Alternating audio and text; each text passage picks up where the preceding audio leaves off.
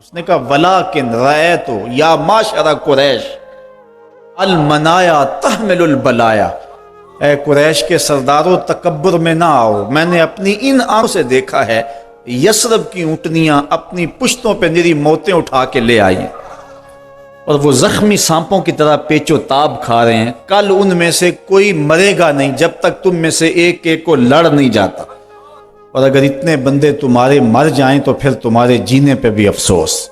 تم کہتے ہو رسیاں اکٹھی کرو، میں کہتا ہوں رات کی تاریکی سے فائدہ اٹھاؤ اور بھاگ جاؤ۔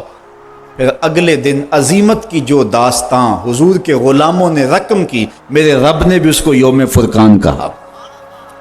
5000 فرشتہ اترا، اللہ کی مدد نازل ہوئی۔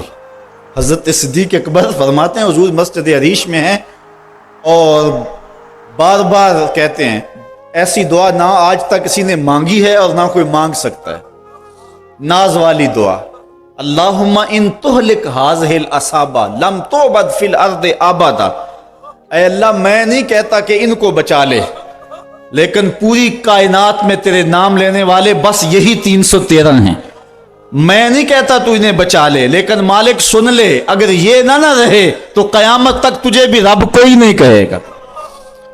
اللہ اکبر۔ حضرت ابوبکر صدیق کہتے ہیں حضور کی چادر سر سے سرک کے کندھوں پہ آ جاتی اور کندھوں سے سرک کے پیٹھ پہ آ جاتی، میں اس چادر کو اٹھا کے پھر سر پہ رکھتا اور کہتا حسبک یا رسول اللہ، حضور بس کرو بس کرو، بس اللہ کی مدد آ جائے گی، لیکن حضور روئے جا رہے ہیں اور یہ دعا مانگے جا رہے ہیں، اللہم ان تہلک ہذہ العصابہ لم تعبد فی الارض ابدا۔ عجیب رنگ ہے، کہتے پھر اچانک حضور نے سر اٹھایا اور فرمانے لگے ابشر یا ابا بکر، ابو بکر مبارک ہو، ھذا جبریل، یہ جبریل آ رہا ہے، آخذ بانان فرسہ، گھوڑے کی لگام تھامی ہوئی ہے اور سامنے والے دانتوں پہ غبار جمع ہوا ہے، وہ دیکھو اللہ کی مدد آ گئی ہے۔ آپ یروشلم آ جائیں، اللہ نے بیت المقدس کو فتح عطا کر دیا، اللہ نے یہ دمہ بھی مسلمانوں کو نصیب فرمائے کہ حضرت عمر کے دور میں بیت المقدس کی آزادی کا مجدہ ملا اور حضرت ابو عبیدہ بن جراح اپنے 4 سپہ سالاروں کے ساتھ جابیہ کے مقام پہ حضرت عمر کا استقبال کرنے کے لیے کھڑے تھے، اور یہودی اور عیسائی بھی مسلمانوں کے امیر کو دیکھنے کے لیے بے تاب تھے۔ جب حضرت عمر رضی اللہ تعالیٰ عنہ مدینے سے چلے نا تو آپ نے ایک غلام ساتھ لیا اور ایک اونٹنی لی اور سواری باری باری کرتے تھے۔ جب قریب آیا نا یروشلم تو غلام کی باری اوپر سوار ہونے کی، حضرت عمر کی نکیل پکڑنے کی آ گئے۔ غلام نے عرض کی حضور میں اپنی باری چھوڑتا ہوں چونکہ اب دشمنوں کا علاقہ آ گیا ہے، تو حضرت عمر رضی اللہ تعالیٰ عنہ فرمایا نہیں میں نکیل پکڑوں۔ جب مسلمان قریب آئے نا اور حضرت عمر کو دیکھا تو یہودی عیسائیوں نے نہیں دیکھا ہوا تھا حضرت عمر کو، تو کہا اس کی تو بڑی دعائی تھی، ہم سمجھتے تھے کوئی قریشی سردار ہوگا، یہ تو غلام ہے، کوئی اس سے زیادہ حسین تو اس کا نوکر ہے جو نکیل تھامے آگے چل رہا ہے، یہ کیسا ہے مسلمانوں کا امیر؟ تو مسلمانوں نے کہا تم دھوکہ کھا رہے ہو، ہمارا امیر وہ نہیں ہے جو سواری پہ سوار ہے، ہمارا امیر وہ ہے جو نکیل تھامے آگے آگے چل رہا ہے۔ فقط اسلام دنیا میں یہ منظر پیش کرتا ہے کہ آقا چل دیے پیدل، سواری پہ غلام آیا، یہ اسلام نے صرف منظر پیش کیا۔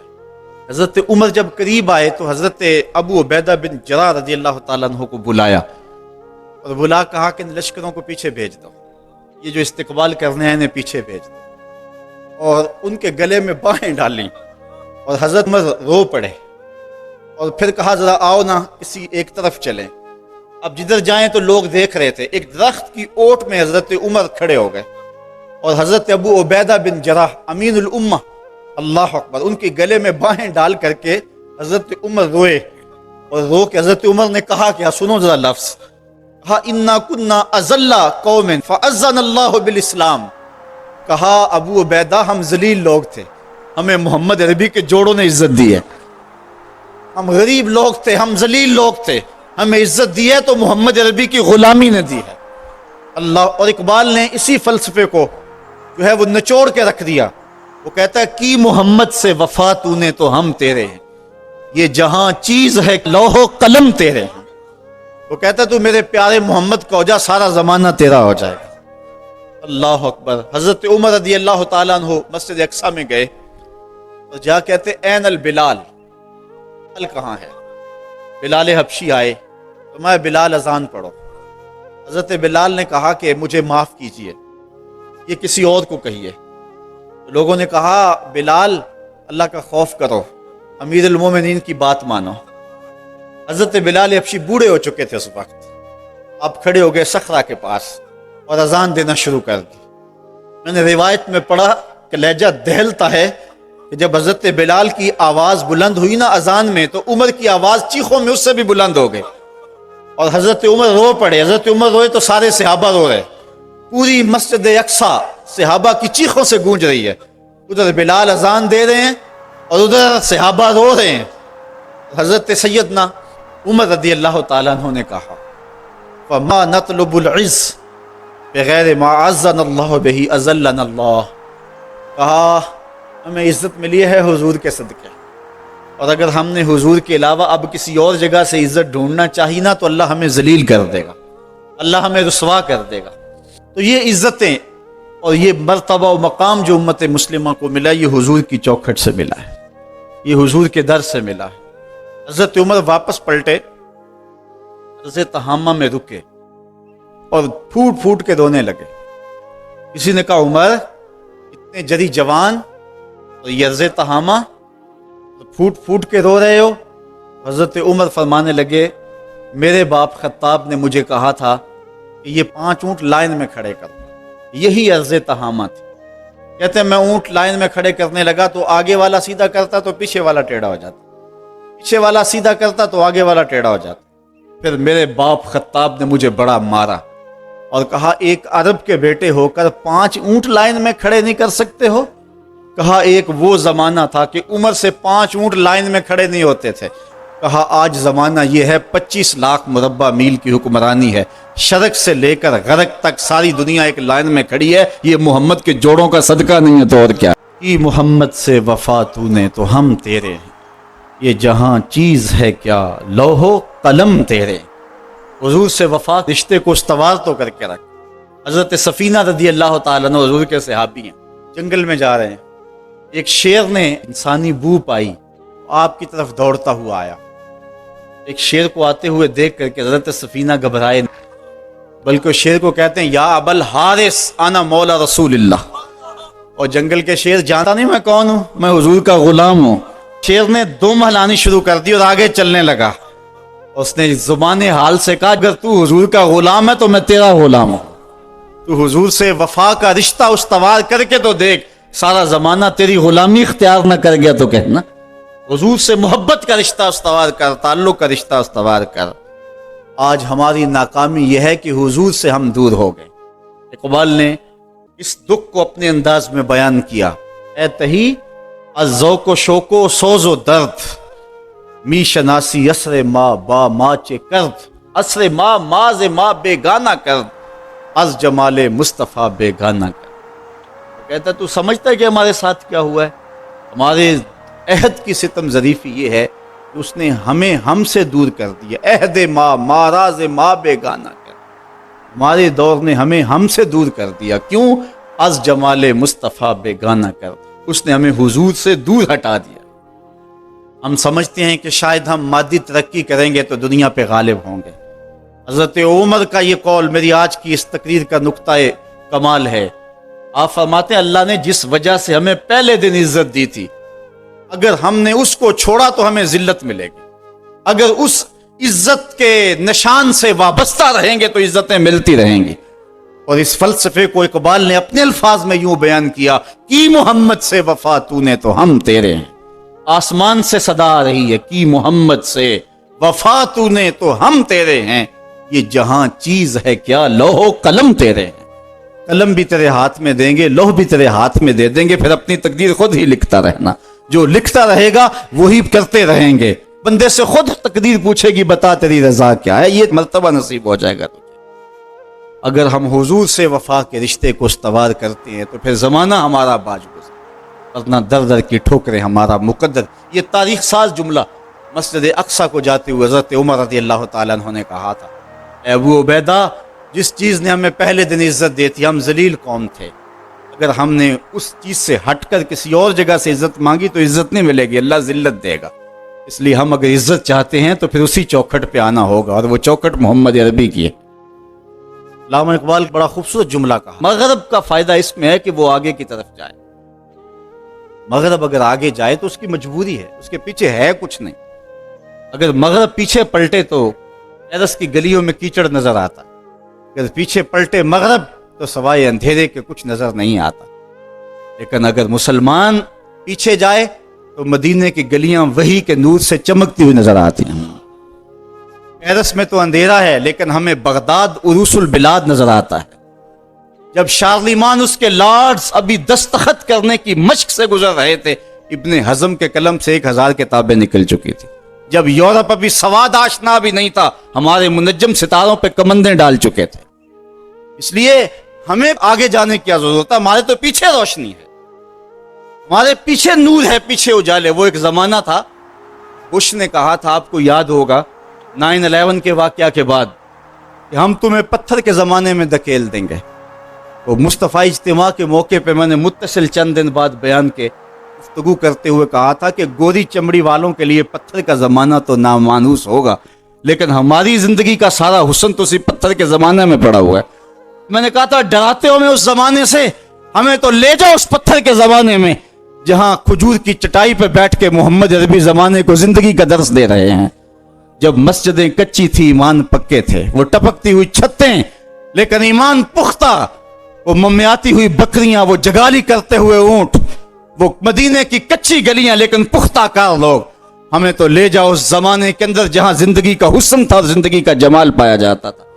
زندگی کا سارا حسن اگر ہم ڈھونڈتے ہیں تو ہمیں اس زمانے میں ملتا ہے۔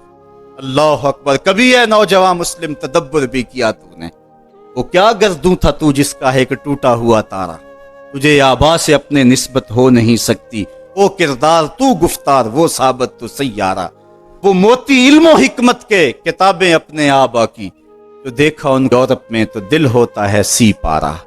صاحبو آئیے ہم اپنے اس دور کی طرف پلٹنے کی کوشش کریں، اس دور حسین کی طرف، اس خوبصورت زمانے کی طرف، محبتوں کے اس سلسلے کی طرف جہاں نور ہی نور اور روشنی ہی روشن نظر آتی ہے، جہاں اجالے ہی اجالے نظر آتے ہیں، جہاں محبتوں کے کھلے ہوئے گلاب نظر آتے ہیں۔ ہماری زندگی کا سارا حسن، ہماری زندگی کا سارا جمال، ہماری زندگی کی ساری روشنی اسی دور فرخ فال کے اندر ہوتی ہے۔ جمہوریت پہ بات ہوتی ہے تو سارے بول پڑتے ہیں، اور محمد عربی کو گالی دی جاتی ہے تو کسی کو توفیق نہیں ہوتی ہے۔ ہم سمجھتے ہیں کہ شاید جمہوریت میں ہماری بقا ہے، کوئی سمجھتا ہے کہ ماشاء اللہ نظام کے اندر ہماری بقا ہے۔ اگر ہمیں بقا ملے گی تو محمد عربی کے قدموں سے ملے گی۔ زندگی کا سارا حسن اسی چوکھٹ کے اندر موجود، ہمیں یہاں سے اجالے ملیں گے جہاں سے روشنی۔ اے میرے چچا، آج میں نے حضور کو قیامت کا ذکر کرتے دیکھا ہے، حضور نے ایسا ذکر کیا ہے کہ قیامت کا نقشہ میری آنکھوں کے سامنے آ گیا تھا۔ یہ بات جو ہے وہ اس بچے نے اپنے چچا کو سنائی، کیونکہ چچا آج غیر حاضر تھا۔ بیٹا چاہ رہا تھا کہ میں اپنے چچا کو بھی حضور کی مجلس سے وہ سنی ہوئی بات بتا دوں، جو محروم ہو گیا اس کی محرومیاں دور ہو جائیں۔ لیکن اس کا چاچا جلاس بن سوید ازلی بدبخت تھا۔ اس نے کہا واللہ لو محمد صادقا لنحن شر من الحمیر، اللہ کی قسم اگر محمد سچا ہے نا تو ہم گدھوں سے بھی پھر گئے گزرے۔ جب یہ بات کہی اس نے تو اس بچے کے پاؤں تلے سے زمین نکل گئی کہ میرا چچا کیا بول رہا ہے، یہ تو مجھے انگلی لگا کے مسجد نبوی میں لے جایا کرتا تھا اور اس نے یہ کیا بات کہہ دی، یہ تو منافق نکلا۔